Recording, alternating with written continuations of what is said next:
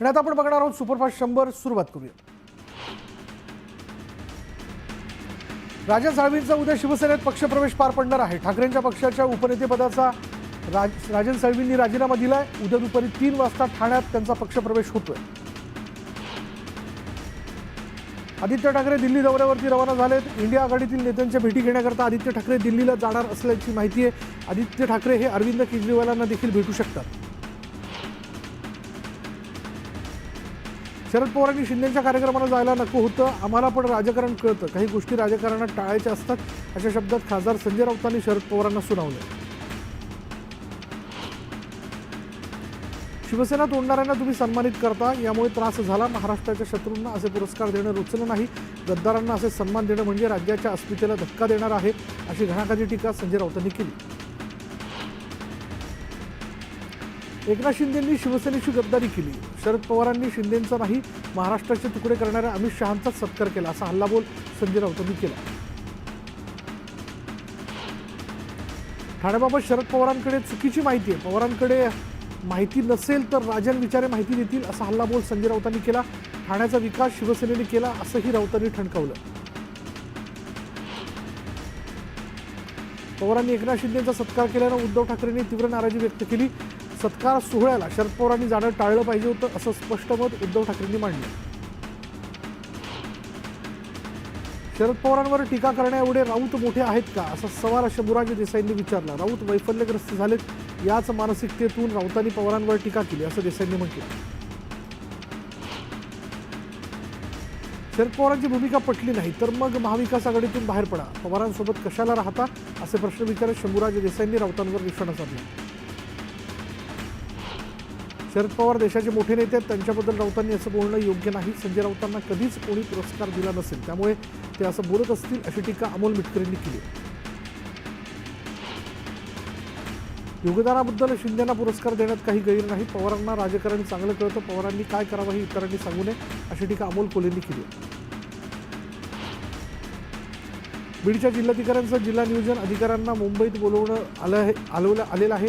जिल्हा नियोजन समितीच्या 2 वर्षातील निधी वितरण आणि कामाच्या सद्यस्थितीबाबत चर्चेकरता पालकमंत्री अजित पवारांसह बैठक होण्याची शक्यता.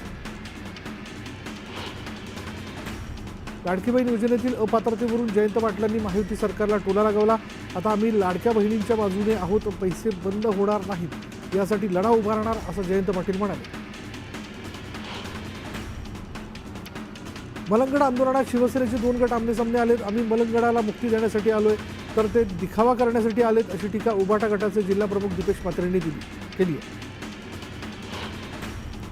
माजी मंत्री अनिल पाटलांनी राज्य शासनातर्फे पुरवण्यात आलेली Y+ दर्जाची सुरक्षा स्वतःहून नाकारली आहे. सुरक्षेची आवश्यकता नसल्याचं सांगत त्यांनी सुरक्षा काढून टाकण्याची विनंती जिल्हा पोलीस अधीक्षकांना केली. सिंधुदुर्गमध्ये भाजपकडून कार्यकर्ता मेळाव्याचं आयोजन करण्यात आलं. भाजपचे कार्यकारिणी अध्यक्ष रवींद्र चव्हाण, खासदार नारायण राणे आणि पालकमंत्री नितेश राणेंच्या उपस्थितीत संध्याकाळी हा मेळावा पार पडणार आहे.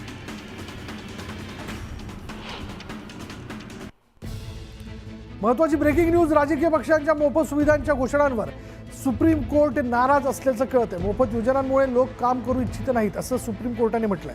समाजाला मुख्य प्रवाहात आणण्यासाठी प्रयत्न करायला हवेत, असं देखील न्यायालयाने म्हटलेलं आहे. त्यामुळे सुप्रीम कोर्टाने काय म्हटलंय बघा, महत्त्वाची निरीक्षणं त्यांनी नोंदवली. त्यांनी असं म्हटलंय की राजकीय पक्षांच्या मोफत सुविधांच्या घोषणांवर नाराज असल्याचं स्पष्टपणे सुप्रीम कोर्टाने म्हटलेलं आहे. मोफत योजनांमुळे लोक जे आहेत किंवा जनता जी आहे ती काम करू इच्छित नाही, असं निरीक्षण सुप्रीम कोर्टाने नोंदवलं आहे. समाजाला मुख्य प्रवाहात आणण्यासाठी प्रयत्न करायला हवेत, असं देखील सुप्रीम कोर्टाने आवर्जून या ठिकाणी सांगितलेलं आहे. आजच्या दिवसात आपण बघतोय, आजच्या दिवसात सुप्रीम कोर्टाच्या बाबत असणारी ही महत्त्वाची बातमी आपण समोर आल्याचं पाहतोय. ज्या वेगवेगळ्या योजना राजकीय पक्षांच्या वतीनं म्हणजे सुविधा देऊ केल्या जातात, योजना देऊ केल्या जातात, त्या घोषणांवर सुप्रीम कोर्ट नाराज असल्याचं त्यांनी म्हटलेलं आहे. मोफत योजनांमुळे लोक काम करू इच्छित नाहीत, असं देखील निरीक्षण सुप्रीम कोर्टाने नोंदवलं आहे. समाजाला मुख्य प्रवाहात आणण्यासाठी प्रयत्न करायला हवेत, असं देखील सुप्रीम कोर्टानं आवर्जून सांगितलं आहे.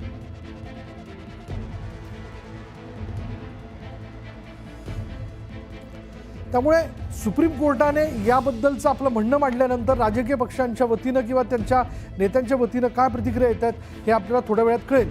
पण मोफत योजनांमुळे लोक काम करू इच्छित नाहीत असं सुप्रीम कोर्टाने स्पष्टपणे सांगितलं.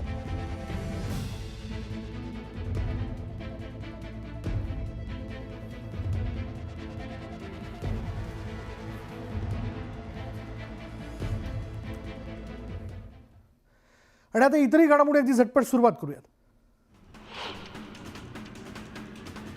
नाशिकच्या सिडको परिसरातील सारंग चौक भागात पिण्याच्या पाण्यात चक्क आळ्या सापडल्यात. यामुळे नागरिकांमध्ये संतापाची लाट आहे. लहान मुलांना पोटाचे विकार होत असून पालिकेने त्वरित दखल घ्यावी, अन्यथा आंदोलन केलं जाईल असा इशारा स्थानिकांनी दिला. कोल्हापुरातील आजरा परिसरात हत्तीने धुडगूस घातला. ट्रॅक्टरसह बैलगाडी पाण्याच्या टाकीचं हत्तीने नुकसान केलेलं आहे. तसंच वाटंगी इथे शेतातील काजू, नारळाची झाडं याचं नुकसान हत्तीने केलेलं आहे आणि त्यामुळे नागरिकांमध्ये भीतीचं वातावरण आहे. नागपूर जिल्हाधिकारी कार्यालयाच्या नवीन इमारतीच्या कामाला सुरुवात झाली. नवीन इमारतीसाठी जिल्हाधिकारी कार्यालयाच्या बाजूला असलेल्या जुन्या इमारतींना तोडण्याचं काम सुरू करण्यात आलं. नाशिकच्या पंचवटीत भरवस्तीत अज्ञात इसमाचा मृतदेह आढळल्यानं खळबळ उडाली. डोक्यावर जबर मार लागलेला असल्यानं घातपाताचा संशय व्यक्त करण्यात येतो. बदलापुरात मनसेनं बांगलादेशी नागरिकांविरोधात मोहीम सुरू केली. शहरात आणणाऱ्या बांगलादेशींची माहिती द्या आणि 1,000 रुपये रोख मिळवा असं आवाहन मनसेकडून करण्यात आलंय. उल्हासनगरमध्ये प्रॉपर्टीच्या वादातून बापाने मुलावर हल्ला केला. घर विकून मला माझा हिस्सा द्या अशी मागणी करणाऱ्या मुलाचा वडिलांनी गळा चिरला. पोलिसांकडून वडिलांना अटक करण्यात आली. पुण्यात मेट्रोकडून ई बाईकची सेवा सुरू करण्यात आली. मेट्रोत प्रवाशांची संख्या वाढत असल्यानं ही पूरक सेवा सुरू करण्यात आली आहे. 50 ई बाईक मार्फत ही सेवा दिली जाणार असून प्रवाशांचा प्रवास जो आहे तो अधिक सुलभ होणार आहे. रणबीर अलाहाबादियाच्या विरोधात काँग्रेसने मुलुंड पोलीस ठाण्यामध्ये तक्रार दाखल केली. भाजप नेत्यांशी अलाहाबादियाचे चांगले संबंध आहेत आणि त्यामुळे त्याच्यावर कारवाई होणार नाही असा आरोप काँग्रेसने केला. Stand up comedy show India's got लेटंटमध्ये आक्षेपार्ह विधान केल्याप्रकरणी रणबीर अलाहाबादिया, समय रैना याच्या विरोधात अनेक ठिकाणी गुन्हे दाखल करण्यात आलेत. अलाहाबादियाच्या एका विधानामुळे 40 जण अडचणीत आले तर 6 एपिसोडमधील सर्व कलाकारांवर गुन्हा दाखल करण्यात आला. गुहागरच्या वेळणेश्वर मंदिरात मंदिर प्रवेशासाठी नियमावली तयार करण्यात आली. पारंपरिक वेशात आल्यावरच मंदिरात प्रवेश मिळेल अशा सूचना मंदिर प्रशासनाकडून देण्यात आल्या. 1 एप्रिलपासून नियमांची अंमलबजावणी केली जाईल. अवधा कंपनीकडे खंडणी मागितल्याप्रकरणी आरोपी सुदर्शन घुलेला सीआयडी कोठडी देण्यात आली. केज न्यायालयाने 14 फेब्रुवारीपर्यंत कोठडी सुनावली. लातूर जिल्ह्यातील 52 खरेदी केंद्र बंद पडलेली आहेत आणि त्यामुळे शेतकऱ्यांनीही सोयाबीन खरेदी केंद्राकडे पाठ फिरवली. खरेदी केंद्रावर आलेल्या शेतकऱ्यांना आल्या पावली परत पाठवलं जातं. पणन विभागाच्या सोयाबीन खरेदी केंद्राला मुदतवाढ न मिळाल्यानं शेतकऱ्यांमध्ये नाराजी. सोयाबीनची खरेदी सुरू होईल या आशेनं शेतकरी खरेदी केंद्रावर हेलपाटे घालतात. दरम्यान मुदतवाढ मिळणार नसल्याचं स्पष्ट झाल्यानं सोयाबीनचं करायचं तरी काय असा प्रश्न शेतकऱ्यांना पडला.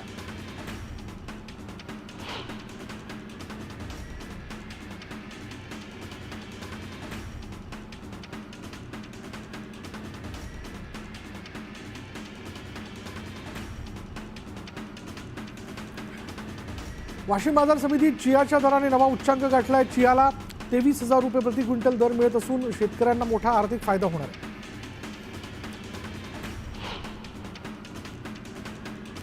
शासकीय हमीभावाने तूर खरेदी व्हावी अशी मागणी महिन्याभरापासून होत होती आणि त्यानुसार राज्य सहकारी पणन महासंघाने जळगाव जिल्ह्यात 16 केंद्रांवर तूर खरेदीसाठी नोंदणी करण्याच्या सूचना दिल्या आहेत. 7,550 रुपये प्रति क्विंटल हमीभावाने तूर खरेदी केली जाणार आहे.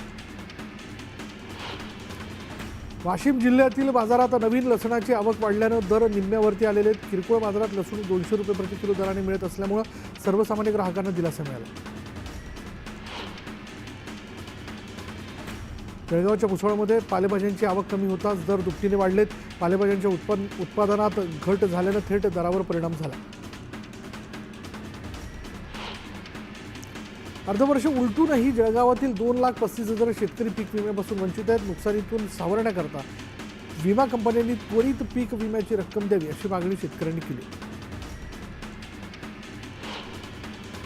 तांत्रिक अडचणींमुळे संपूर्ण देशभरातील सीसीआयची कापूस खरेदी तात्पुरती बंद करण्यात आली आहे. सीसीआयचे उपमहाप्रबंधक नीरज कुमार यांनी खरेदी तात्पुरती थांबवण्याचे आदेश काढले. शेतमाल प्रक्रिया उद्योगाला चालना देऊन निर्यात वाढीसाठी राज्यात 4 ठिकाणी ॲग्रो लॉजिस्टिक हब उभारण्यात येत आहे. हे 4ही हब समृद्धी महामार्गालगत उभारण्यात येणार आहेत आणि त्यासाठी राज्य सरकार प्रत्येकी 100 कोटी रुपयांचा निधी देणार आहे. राज्यातील बाजार समितीमध्ये कांद्याची 1,65,400 क्विंटलची आवक झाली. यात लाल कांद्याची नाशिक जिल्ह्यात 65,000 क्विंटल, सोलापूर जिल्ह्यामध्ये 21,000 क्विंटल आवक झाली. लाल कांद्याला कमीत कमी 1,500 रुपयांपासून 2,600 रुपयांपर्यंत सरासरी दर मिळाला. राज्यातील बाजार समितीमध्ये सोयाबीनची 39,924 क्विंटल आवक झालेली आहे. सोयाबीनला 3,902 रुपये प्रति क्विंटल इतका दर मिळाला.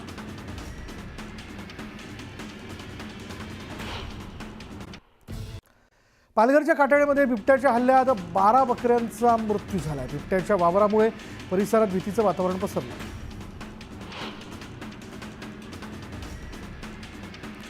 शिरूर तालुक्यातील पाबळ गावात बैलगाडा शर्यतीचा थरार रंगला. श्री क्षेत्रपाल भैरवनाथ महाराजांच्या मागे यात्रेनिमित्त या शर्यतीचं आयोजन करण्यात आलं. शेकडो भाविकांनी शर्यत पाहण्यासाठी गर्दी केली. कोरेगाव बसस्थानकाच्या काँक्रिटीकरणाच्या कामाचा शुभारंभ करण्यात आला. आमदार महेश शिंदेच्या प्रयत्नातून 2,81,00,000 निधी कामासाठी मंजूर करण्यात आला. भाजप खासदार अनिल बोंडेंच्या तक्रारीनंतर अमरावतीच्या मोर्शीचे तहसीलदार राहुल पाटील यांचं निलंबन करण्यात आलं. महसूल विभागाची प्रतिमा मलिन केल्याचा राहुल पाटील यांच्यावर ठपका ठेवण्यात आला. हिंगोलीच्या वसमतमधील गिरगाव प्राथमिक आरोग्य केंद्र राष्ट्रीय गुणवत्ता आश्वासक कार्यक्रमांतर्गत राष्ट्रीय स्तरावर नामांकनास पात्र ठरलंय. छत्रपती संभाजीनगर मंडळातून नामांकनास पात्र ठरणारे हे एकमेव आरोग्य केंद्र आहे.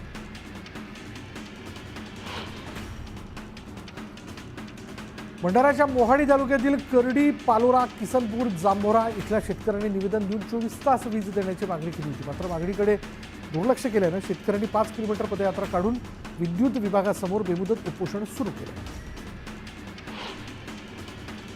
वृद्ध, निराधार, भूमिहीन, शेतमजूर आणि सामाजिक सुरक्षा योजनांचे लाभार्थी यांच्या मागण्यांसाठी माजलगावात मोर्चा काढण्यात आला. राज्य शेतमजूर युनियनच्या वतीने मोर्चा काढत प्रशासनाला निवेदन देण्यात आलं. जळगावच्या रावेर तालुक्यातील ऐनपूर इथल्या हातनूर धरणाच्या बॅकवॉटरमुळे बाधित झालेल्या 250 घरांचं पुनर्वसन करावं यासाठी पुनर्वसन संघर्ष समितीने 6 तास जलसमध्ये आंदोलन केलं. दरम्यान उपअभियंत्यांनी प्रश्न मार्गी लावण्याचं लेखी आश्वासन दिल्यानंतर आंदोलन मागे घेण्यात आलं. नांदेडच्या हातगावात शिक्षकाने अल्पवयीन विद्यार्थिनीला गुंगीचं औषध देऊन तिच्यावर अतिप्रसंग केला. यातून मुलगी गरोदर राहिली आणि तिचा गर्भपातही करण्यात आला. या प्रकरणानंतर शिक्षक राजू चौहान याच्यावर गुन्हा दाखल करण्यात आला. तर घटनेच्या निषेधार्थ आक्रमक ग्रामस्थांनी तामसा गावात कडकडीत बंद पाळला. यवतमाळच्या पुसद तालुक्यातील माळ पठारावरील गावगावात नदी, नाले, विहिरी कोरड्या पडतायत आणि त्यामुळेच इथल्या सरपंचाला नागरिकांच्या रोषाला सामोरं जावं लागलं. सरपंचाचे हात बांधून संतप्त महिलांनी उपविभागीय अधिकारी कार्यालयावर घागर मोर्चा काढला. हिंगोलीमधील शेतकऱ्यांनी नवी मुंबईत येऊन अनोखं आंदोलन केलं. विविध मागण्यांसाठी अर्धनग्न होत शेतकऱ्यांनी आंदोलन सुरू केलं. गोळ्या घातल्या तरी माघारी हटणार नाही असा आक्रमक पवित्रा शेतकऱ्यांनी घेतला. अमरावतीच्या सोनारखेडा गावच्या महिला सरपंचाला 36,000ची लाच घेताना रंगेहात पकडण्यात आलं. बांधकामाची बिलं काढून तिच्यावर कंत्राटदाराला लाच मागण्यात आली होती आणि अमरावतीच्या लाचलुचपत प्रतिबंधक विभागानं ही कारवाई केली. बुलढाण्याच्या असल गावात 4 चोरट्यांनी दरोडा टाकून लाख रुपयांचं सोनं लंपास केलं. नागरिकांना जीवे मारण्याची धमकी देत चोर दागिने घेऊन पसार झाले.